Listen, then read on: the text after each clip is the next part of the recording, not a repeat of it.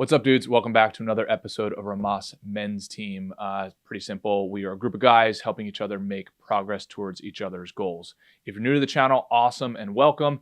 If you want to help support the channel and join our pro team, head over to rhomasteam.com/pro, where you can contribute to us on a donation basis. We also give you access to exclusive content, mastermind groups, etc., etc. So anyway, hope you enjoy this episode, and we'll see you on the team.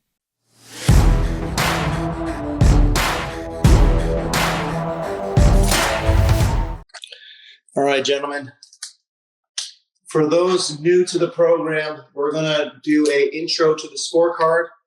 For those familiar with the program, take this opportunity to perfect what you're already doing.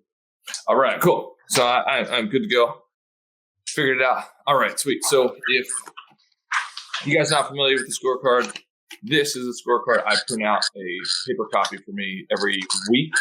I put it in my pocket. So today is Monday morning, at least morning for us out here in California. So I put it in my pocket so I can fill it out manually. There's also a digital version in case you guys need it.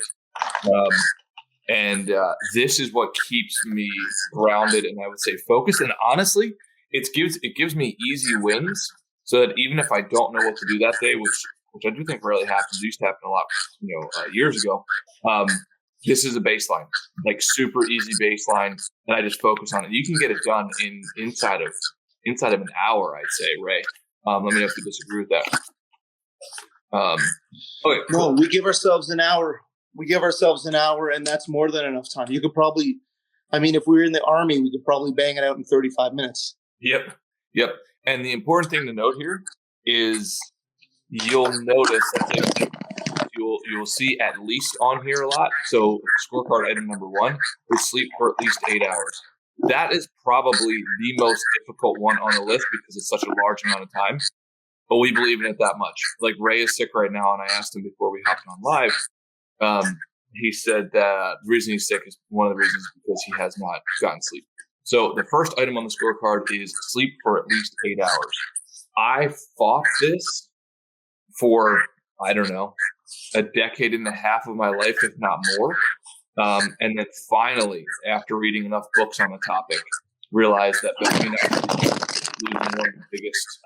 one of the biggest superhero powers I have, or us all have, which is being able to think clearly, right, and act clearly. And sleep is the bottleneck to that. So sleep for at least 8 hours. That's number 1. All right. Number 2, I know this is not a super precise metric. I know it has no indicator of body fat, no indicator of many health things, but I can definitely tell you for sure that me and other men that I've talked to on this, if you weigh yourself every day, which is item number 2, weigh yourself every day, there's a dramatic improvement in, I would say, health activities and or nutrition activities. When I weigh myself every day, again, it's not a perfect, precise measure. Be careful because what a lot of guys say who don't do this, they're like, oh, well, I don't know how healthy it is mentally. It's like, well, if you can't handle it, then don't do it. But I can tell you that for me and the other dudes who weigh themselves, they've got no problem doing it. It's just a matter of habit. Weighing yourself once a week, in my opinion, is not sufficient. There's too many variables. And I also know that there's variables when you weigh yourself day to day, like how much sodium you had, how much water you had the other day. So don't get so emotionally tied to necessarily the daily outcome, but you'll for sure be able to tell the trend. Like I can tell immediately, right? Like the scale definitely responds to my shitty nutritional habits if I'm on shitty nutritional habits, for sure. So second item is daily weigh-in. The third one is focus on your goals. For at least 10 seconds. So focus on your goals for at least 10 seconds. That is literally, I do at a bare minimum, and you'll notice that a lot of these items on the scorecard say at least. And that was to go off of James Clear's book, Atomic Habits, which basically said that instead of setting these enormous goals, set the minimum required goals because that will be the gateway drug to get momentum for the larger goal. So for instance, when you see goal focus on here, focus at least for 10 seconds. That doesn't mean you don't have to, you can go through it for a half hour if you want to. And I used to set those kind of goals daily where I'd be like, oh, I've got to do this for an hour, this for 2 hours. All of a sudden, it's like I've got 9 hours worth of activities to do to get to bare minimum neutral. So we changed. And Wes, Yep. I believe on our daily scorecard practice, we do it for a minute. But for those of you who are just using the scorecard independently, a minimum of 10 seconds per day gets you the A+ in this category, correct? Yep. Hell yeah. Yeah. Like the more you review your goals, the better, right? Like, Wes, what percentage of your day are you looking at your goals, whether it's your wallet size,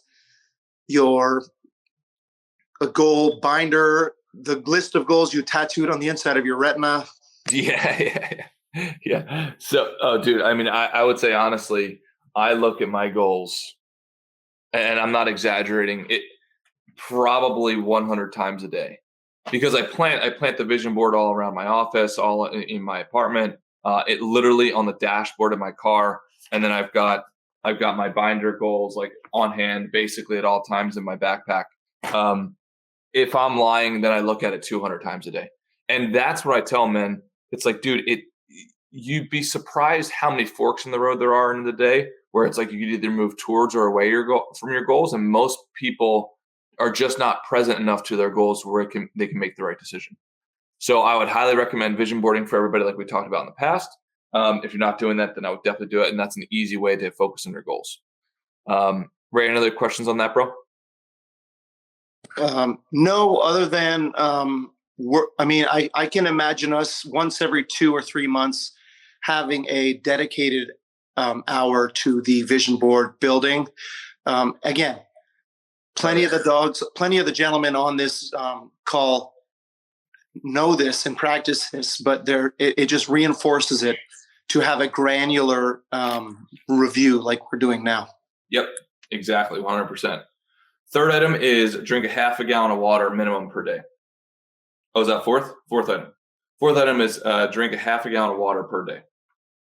I used to have this to be a gallon. I've basically found that like the goal, the outcome should be peeing clear.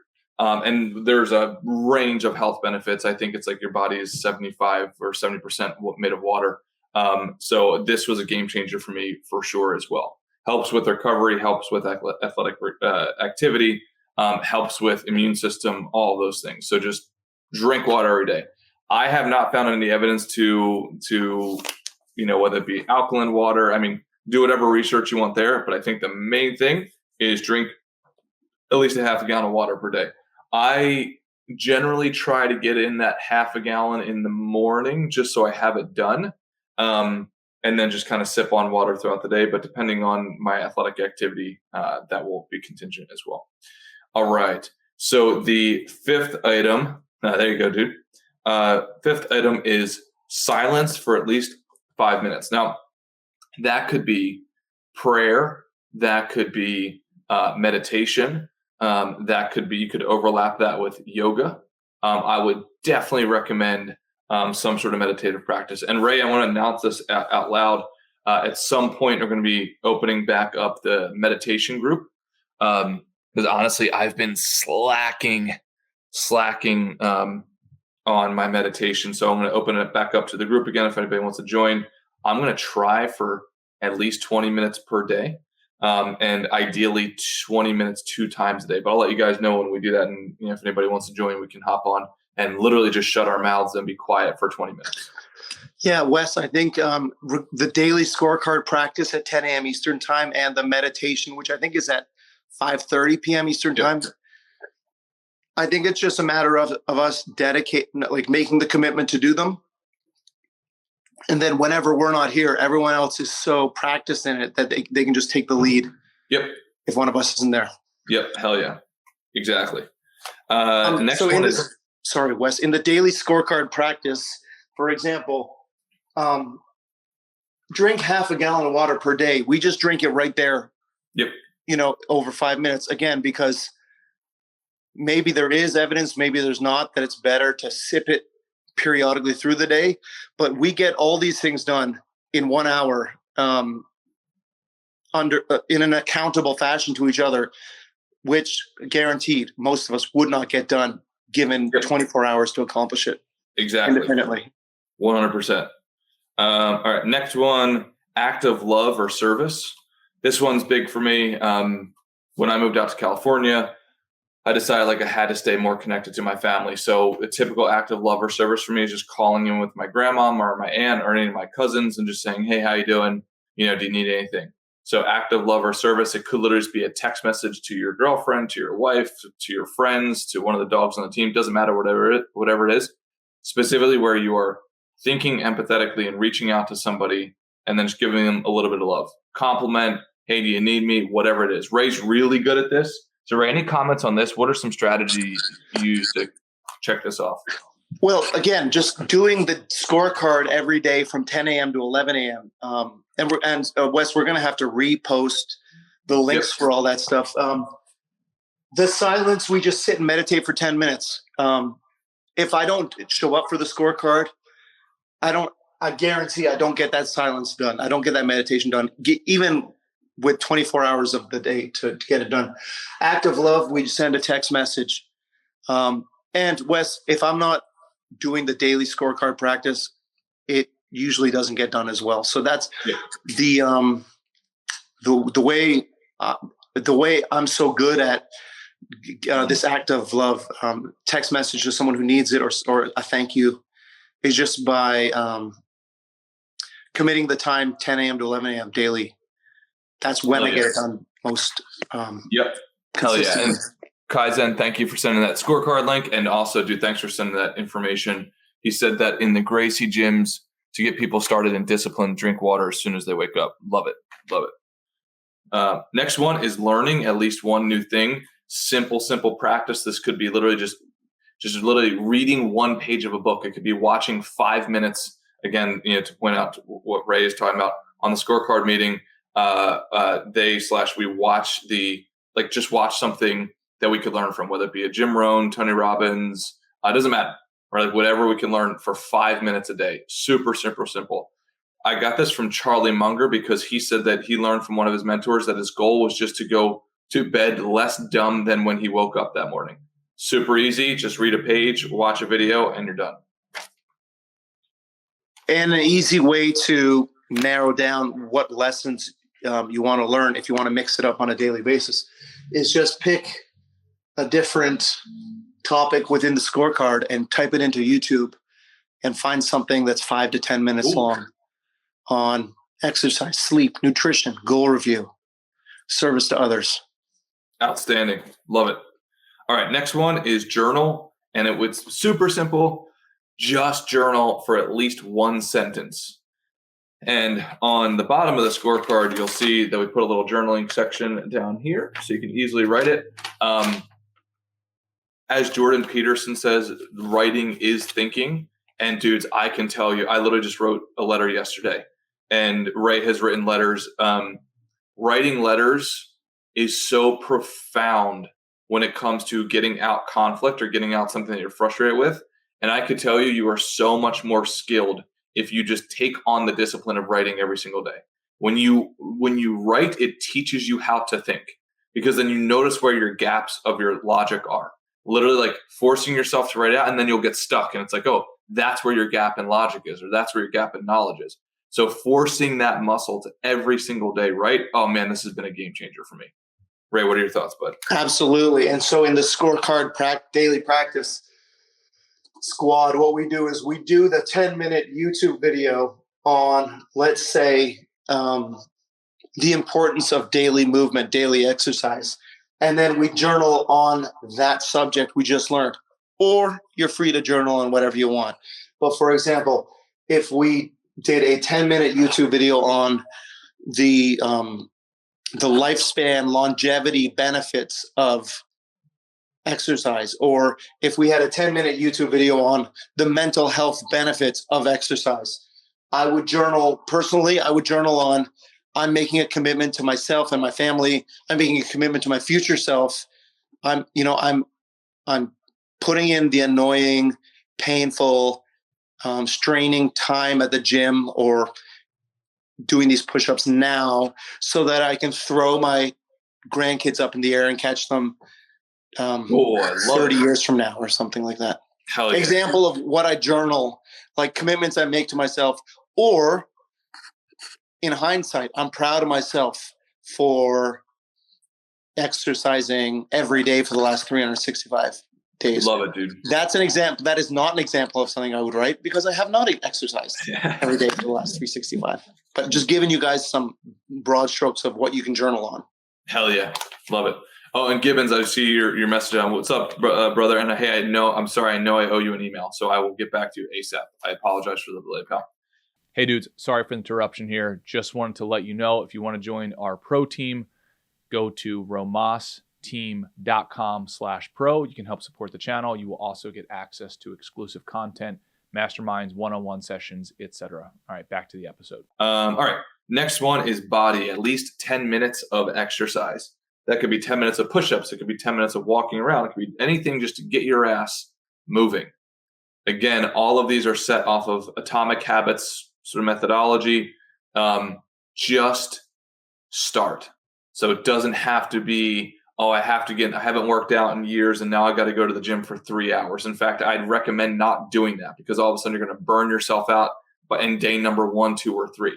Just get your ass off the couch, walk around for 10 minutes, do push-ups. It doesn't matter what it is, but 10 minutes. And then also in the scorecard meeting, what Ray will lead the team in doing, they'll look up a video, whether it be yoga or mobility or whatever else, and do it for 10 minutes together. Super simple, super easy, but just get it done. Ray, any comments, brother? Yeah, it's just, again, like 10 minutes of movement isn't going to turn you into the Hulk overnight, but the daily commitment to all of these items to yourself changes, is transformative. The daily micro habits make all your other goals of like making lots of money or, finding a spouse or healing that relationship with your parents. Like these daily practices, these commitments to yourself, these disciplines, builds the Superman in you. Yep, without a doubt, 100%. All right, next one is nutrition, at least 4 servings of veggies. If you guys have been following us for a while, you know that we subscribe to something that we call the density diet, which is looking through your diet in the lens of density, micronutrient density, phytochemical density, macronutrient density, all of those things, looking in terms of density. It doesn't matter if you're vegan, if you eat meat or whatever, but it's like, I would say if you're trying to optimize nutrient density, you absolutely have to be eating fruits and vegetables. No doubt about it. Like that is the per calorie. Those are the most dense food groups, I would say. And then also they have the least amount of calories. What's up, buddy? What is the daily requirement? 4 servings of vegetables, at least 4 servings of vegetables. I'm actually going to change that to be at least 4 servings of fruits and or vegetables. So let me see if I can find this. This was a great, and if anybody has a great before and after photo for these, but we had this beast, Austin, on the team. So that's Austin before, right? If everybody can see that, right? Austin before, he's kind of, what do they call it? Skinny fat. So that's Austin before. And then with the density diet, that's Austin after. Like literally so before, after. So you can see it on the video here. So like for people who are just listening, so before you have skinny fat, and then after you've got like literally like looks like a Spartan on the movie 300, clearly defined chest, clearly defined abs, just a beast. Literally, he did not track macros at all. He just went all in on the density diet, which Gibbons did a great job of creating an infographic on it, which basically density diet, if you want a really simple down and dirty way of getting it done, just a big ass salad that has layers and layers of vegetables, especially cruciferous vegetables, because it takes up a lot of volume. So cruciferous vegetables like broccoli, cauliflower, Brussels sprouts, etc. And then a pinch of beans, a pinch of if you want protein, any fruits and vegetables. Basically turn your plate into a bowl, a big ass bowl, make that big ass bowl a big ass salad. I've literally never given that recommendation to anybody and they haven't lost a ton of body fat, just like an absolute ton. So literally that Austin is a perfect example of that. And I've done it. I've done every freaking, I would say, fundamental bodybuilding diet you could do. And this hands down hands down, is the easiest one that I've ever done, because you don't have to count anything. Because basically, not to get too deep into the weeds, but like your stomach, a typical male stomach is anywhere from 4 to 6 cups in volume. And you have stretch receptors in that stomach. Simultaneously, you've got a commute time of pathway of communication from your brain to your stomach and vice versa on how full you are. So we're doing three things here. Number one, you're packing your system with nutrients. So when you're looking, I have found that when I'm looking for something sweet, I'm often not looking for chocolate, even though that's kind of what I think I'm looking for. If I go and eat a piece of fruit, or if my diet already has a ton of like healthy sugars in it, I don't crave cookies. I don't crave all that stuff. My body is likely looking for vitamin C or something like that, or some energy. The second thing that it does is literally you can pack your bowl, like literally pack your bowl of fruits and vegetables, and you cannot eat anymore, because I try to eat like 7 cups of food. Well, if your stomach is only 4 to 6 cups in volume and you're eating 7 to 8 cups of food, right? I mean, you're going to reach a limit. Literally, I had my partners from Ohio out here this week. They could not finish their salads. So they could not finish their salads, and their salads were probably only total 600, maybe 600 calories, total. So they literally could not finish it, versus eating a cheeseburger that's 1,300 calories or 1,400 calories with fries, and you can eat more after. You can go to Yogurtland after, right? So like, this is just very, very rational. And then Kaizen is saying, does anyone have the graph? I can try to see if I can find that for you, bud. And Gibbons, if you happen to have it, that awesome infographic they made was phenomenal. So yeah, why don't I will send it to Kaizen over Discord, and Kaizen, if you can add it to the chat here. Oh yeah, cool. Ray, what has been your experience with the density diet? Density diet's fantastic, man. It just it demystifies the whole diet process. You know, it puts the it makes shopping easier. It makes food prep easier. It really cuts down the universe of choices. Yep. And like, for example, there's this cliche about Obama where he had one gray suit and one blue suit, so that he could gain an extra 15 minutes in the morning where he would normally be deciding what to wear, right? Yep. So so you gain that time. And I think also it's critical when I'm hungry that I only have a small window of time to eat healthy food before my cravings just overcome me, and I just go straight for maybe a carb or a refined carb or a refined sugar. Yep. Totally agree. Mm-hmm. So sorry, I wasn't being rude, but I was trying to find a picture that I took yesterday. Mm-hmm. So that is the picture of what I ate yesterday. It's a big bowl of, I would say, probably 12 to 15 different types of fruits and vegetables. So nothing special, but literally whenever I go out to eat, that's what I order. 99% of the time, I literally go out to eat and tell them to pack on as many fruits and vegetables onto whatever basic salad they have, and it's phenomenal. And by the way, zero dressing. As long as you cut up everything and cut it substantially, you break the cell walls of the fruits and vegetables, it creates plenty of moisture, so you don't need the dressing. Yeah, MFG, if you go into our DMs on Discord, I know you DM me the various infographics. So if you want to find them there, thank you. Yeah, my friend Allison was out in LA or Laguna Hills to meet Wes last week, and she thought it was fascinating watching him order a bowl of density diet food from a menu that she said it was fascinating. It was like A Beautiful Mind or whatever that what's that Russell Crowe movie about the schizophrenic math genius, where so I guess there's all these different foods kind of like glowed on the menu. He's like, I'll take some of that, I'll take some of that, I'll take some of that. Yeah. And, yeah. And dude, that's the thing, man. Like when you do it at a restaurant, this is the thing. A lot of people say, oh, you can't eat healthy at restaurants. Actually, when you do it at a restaurant, it's 10 times better. Because otherwise you'd have to go and buy those 25 ingredients for the one salad. And honestly, out here in California, they've got unbelievable menus in terms of fruits and vegetables. And most of the time it's organic and it's recently picked. It's awesome. So I would say give it a shot. Wes, what is the metric you used to talk about where it's like, if you try to eat like 2,000 calories worth of a hamburger, it's like one hamburger. But if you try to eat 2,000 calories worth of broccoli, like you need to fill up the back of a truck or something. Oh yeah. Yeah. I mean, go and try to do it. Like I challenge somebody to sit down and try to eat 2,000 calories worth of fruits and vegetables. Right? Like literally go out and try to do it. Now, you could get there easier if you put a bunch of like nuts and seeds in there. That's why when we say with the density diet, just throw in a handful or half a handful of nuts and seeds, because those are pretty calorically dense, because they've got a bunch of fat in them. But outside of that, I challenge you to try to do it. Now, for the dogs listening, you don't have to do the density diet if you don't want to.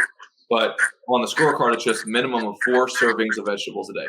Another quick hack that I personally use that makes it really easy for me to lose weight if I want to is I only eat 1 to maximum 2 meals a day, 90%, if not 95% of days. Just because I know that for myself, if I open that gate, I get hungry. Like literally the first bite of food that I take, it like triggers me to become hungry, versus if I just know I'm not eating until 3 p.m. or I'm not eating until 6 p.m. I get a little hungry in the morning originally when I start that, but then I just get on with my day, and then eventually you get trained for it. Super easy. Then you're just narrowing the window of when you're going to pack calories into your face and do it again. It's the same thing over again. Like I struggle you to do that and to fit 2,000 calories into that meal, or even 1,000 calories into the 2 meals. Wes, I know we could go all day on nutrition, and I think a good roadmap for us for the next few weeks is to just spend 1 hour on each one of these scorecard fundamentals. So that's enough of nutrition. We'll put a pin in that for next time. Yep. What's the next item on the scorecard? Next one is your craft. So now this is different from your job. Like literally focus on your craft. Now, if you're lucky enough to work in a job that you view as your craft, then you'll be able to check this box easily. But it's at least 1 focused hour on your craft. I don't care if that's becoming a shoemaker, if you're trying to become a musician, whatever it is. If you are serious about mastering something, in my opinion, as a man, you should consider mastering your craft and make that your career if possible. Right now, I would say it's definitely possible as long as you do it for long enough and hard enough. But focus 1 hour, not answering emails, not looking on Instagram, not any other thing. So for Kaizen, all the tech stuff that he does, like, is he sitting down? I'm sure he is. Focusing for at least 1 hour on, I'm going to develop my skill and or service in this domain. And I promise you, please, please, please take the advice of do not focus on anything else. Put your phone away, turn it off, like pure focus. I can tell you in finance, when I'm really on my game, I'll be able to focus 2, 3, 4 hours. Dude, my skill level enhances dramatically in a given domain if I can sit and focus at least for an hour. Again, because this particular item of the scorecard does not occur during the 1 hour scorecard practice squad, it's the hardest one for me to do. What I sometimes will do is, like I said, for the learning segment, it will sometimes be about nutrition. It'll sometimes be about fitness, and it'll sometimes be about practicing your craft. For example, we might watch a 10-minute video on a sales technique, or making the best first impression, or how to conduct yourself in a job interview. So that's the way I'm able to get at least 10 minutes in of practicing my craft, because again, the 1 hour per day, unsupervised, unaccountable, away from my men's team, it's twice as hard for me to accomplish those things. Now, Wes turned me on to the Sandler sales training, which is agnostic as to industry. It's a sales kind of mentorship, educational program that I pay about $600 a month. And there is all kinds of resources and an hour and a half daily, an hour and a half once weekly education component by Zoom or in person. So I actually, if I think about that, I'm guaranteed to get at least 1.5 hours in of practicing my craft that way. Love it. And I'm gonna throw one up here as well that I've been thinking about adding. And Ray, please chime in if you think this is a bad idea. But something that I would like to start doing is add to the scorecard a financial component. So do one thing per day that gets your finances in a better position. I literally don't care if that's saving $1 into your savings account, or for instance, if it's stopping that, that subscription you have to that app that you haven't used in a year, that all of a sudden will save you $3 a month, or whatever the hell it is. If we can start to, as a group, to make little bits, like little bites of progress towards our finances, man. And again, it doesn't have to be huge. It's saving $1 in your savings. It's stopping one of the expenses that you have on autopilot. Whatever the hell, it's reading a page of a finance book. Doesn't matter what it is. It could even be just looking at your bank balance. Yep. Right? Instead of being in denial or burying your head in the sand, for which I'm a master. I like this. I like adding this, Wes, because what you talk about is, I love how you talk about everything is a practice. Yep. Even as esoteric as romance, wisdom, spirituality, everything's a practice.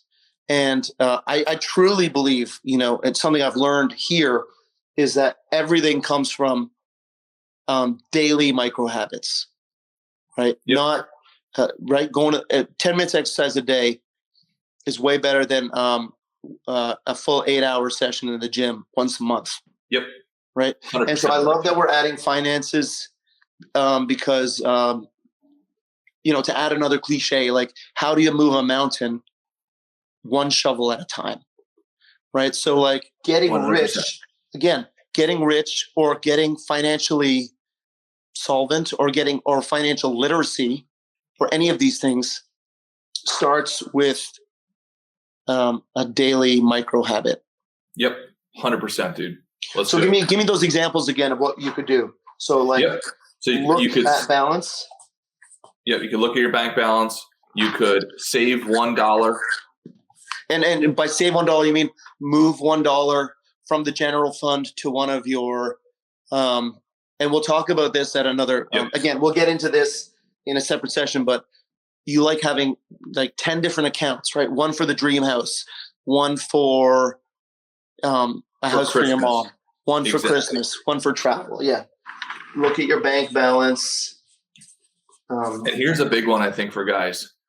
Whatever you're paying on monthly autopilot, there's probably 1 or 2 or 3 or 10 of those things that you've subscribed to that you're no longer paying for. Or I'm sorry, that you're no longer using. Whether that be like a subscription to like a dating app that you have a girlfriend now, whatever the hell it is. Or your channel lineup on your cable bill. Exactly. Yep. 100%. Or all these different entertainment subscriptions you have now, like Disney Plus or ESPN Plus. Yep. Or if you're going to Starbucks and you just don't like Starbucks, but you don't love it, but you just do it because it's easy. Like that particular day, don't buy it.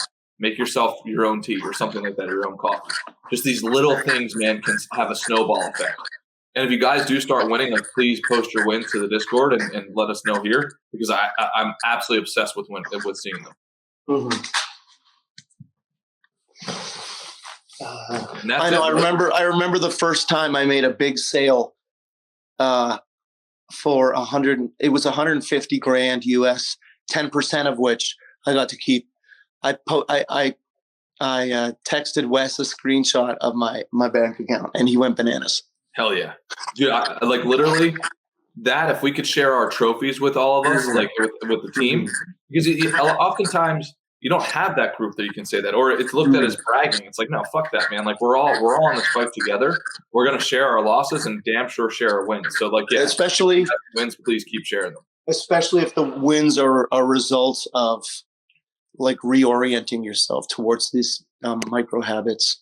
What's next? So what comes after practice your craft? Or am I mistaken? Or are the top 10 what we do daily on the scorecard? And what we're talking about now are things that we do after the meeting, with the exception of finances that we want to incorporate to the next, like to version 2.0. Yep. That's it. Well, we do write like as journaling activities, what are your top 3 goals for this week? And what are your top wins for the day or for the week? So, and that's the full scorecard, my friend. Okay. So like I said, these are things that we do in 1 hour, which given 24 hours to accomplish on my own, I couldn't do. Exactly. It's an accountability that, and like 10 minutes of mobility or 10 minutes, I think 10 minutes of mobility, and I mean, all of them, I could just go on. I'm thinking 10 minutes of mobility and 10 minutes of meditation are definitely things I wouldn't do if it weren't for the daily scorecard. But then it's also true of active love. I had a friend who was going through a divorce, and I was having, my wife and I were having drinks with a friend of the wife. And they asked me to like find out from the husband what's going on with this divorce. I checked in with him. I didn't relay any gossip back to them, but that was 1.5 years ago. And he instantly became my active love. And I've checked in with this guy every single day. I've checked in with him every single day for the last 1.5 years. He's like he's an unofficial member of the squad. Oh yeah. And this is someone that I only knew because we had friends in common, and our kids both went to the same school while I lived in New York. But this scorecard enabled me to create a relationship with him. This was a brother who's going through a divorce with 3 kids. And he helped me create amazing daily micro habits. And I can't imagine how much it helped him to have a brother checking in with him while he's going through all that turmoil. Hell yeah. You know? Dude, and this is the last thing I'll say, and I got to run if that's cool with you, buddy. Yeah. If you did nothing, like don't listen to a word we say on any of the podcasts, if you just did this for a full week, somebody listening to this, if you don't have this habit of just like get done your scorecard, if you only get done 5 things, who gives a shit? I promise you will look back and say, holy shit, like I'm actually powerful enough to stick to a program. And then all of a sudden you get 6 the next day, 7 the next day, and then all of a sudden you complete a full scorecard. I guarantee you will feel like, holy shit, I can actually accomplish this shit. Yep, Monday through Sunday, man. Give it. Actually, we take Sundays off, so 6 days a week, and you'll crush it, man. I promise you. And post your wins, post your losses. Reach out to me, reach out to Ray, reach out to the team, and we'll help you get through it. And so, Wes, what you do is you, just in terms of mechanics of the scorecard, you have these categories: sleep, meditation, body, whatever, and you give yourself a grade. Is that correct? Yep. So the link that Kaizen sent, if you do it through Google Sheets, so you'll see at the bottom of this, we give ourselves a grade. It's basically A plus through F. And that's important. We specifically didn't make it numerical, like the final grade, like 100 and so on. You will see those points in there. But to get an A in life, it doesn't require you to have 100%, if that makes sense. So you could still miss and get an A, an A plus. And we just think that's how life is. So don't aim. You could aim for perfection if you want, but you can still miss some things and land on a score of A. And that's a really easy litmus test. And the vital element of this scoring is that you're able to identify, wow, I'm eating a lot of junk food. Wow, I'm not getting enough sleep. And it's like wearing a kind of like a biometric monitor all week, where it really can let you zoom in on where you need to tweak your regime. Exactly. And paradoxically, it might seem like some people say, oh, well, that's judging myself. It's like, no. Actually, it allows you, if you experience a little bit of discomfort or you're not getting the results you want, you can easily look at the scorecard and be like, oh, it's not that I'm flawed. It's just I didn't do the behavior of these. Usually for me, dude, it's sleep. It's like, oh, I feel a little shitty, or I'm being a little kind of an asshole today. Like, what's going on? I look back at my scorecard. I see 3 days of insufficient sleep. It's like, oh, it's not me. It's that I haven't done the behavior of sleep. Or It's not me. I have not worked out properly. So if I look at my scorecard and I'm wondering why I sound like Joan Rivers, it's because I have not gotten the sleep I need this week. So Wes, my challenge to you is to, whether you achieve all these things on a daily basis, fill out your scorecard honestly. And on Friday, let's review our scores open and honestly. Okay? Hell yeah, Beast, dude. Get some rest and feel better soon. Love you guys. Talk to you soon. Thank you, Wes. Have a killer week. Thank you, Dogs. Hey guys, you too.